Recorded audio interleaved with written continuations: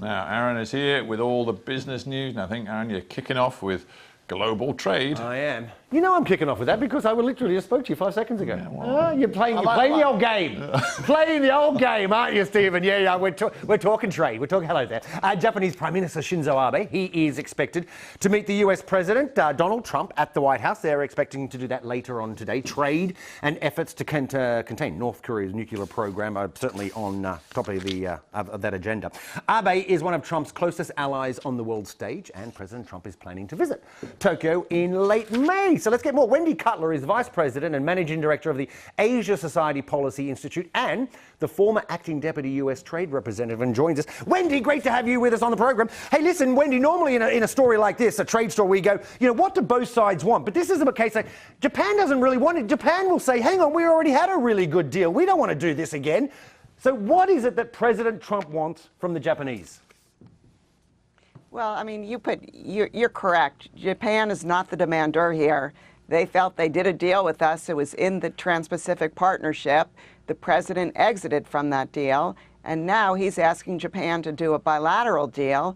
And it seems that he wants Japan, at least in certain areas, like autos, to do a lot more than Japan agreed to do in the TPP negotiations. Yeah, I'm wondering though here, and I have heard other experts suggest this, that, you know, does Washington hold all the cards here? Because if you look at Japan, Japan relies hugely on the US market, yes, especially for its cars. Also the US for security in the region that Japan is. So, you know, I mean, I'm wondering, you know, Japan needs the US more than the US needs Japan, doesn't it? Well, yes, and clearly the trade issue is really the one thorn in the relationship between the United States and Japan, and Prime Minister Abe would really like to put the trade issue behind him, reach some type of trade deal with the United States. But he has his red lines. He has things he can't do as well. He can't do more on agriculture than Japan has done for the other TPP countries for the United States. And with respect to autos, he has his limits as well. We just saw yesterday that the Deputy Prime Minister Aso has already put down his opposition to including currency in the trade deal.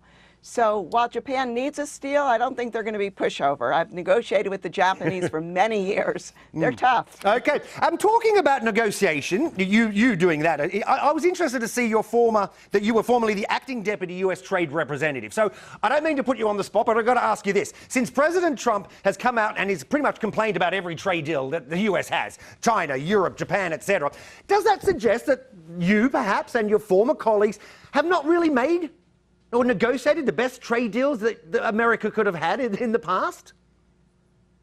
Well, first, all trade deals can be improved on. And when I was at the Office of the U.S. Trade Representative over the years, we always improved on agreements. But when you even look at the new NAFTA that was negotiated, or the revised U.S.-Korea Free Trade Agreement that was recently concluded, both agreements really don't have monumental changes. They both reflect a lot of the positions of, frankly, previous administrations. And even though a lot of the rhetoric is very sharp, when you look at the actual words of the agreement, they're very similar to previous agreements. Indeed. Wendy Cutler, thank you so much for your time. We appreciate it. Have a lovely weekend. And hopefully one day we'll talk to you very soon. Wendy Cutler joining us live from Washington. Let's talk about Amazon. It is the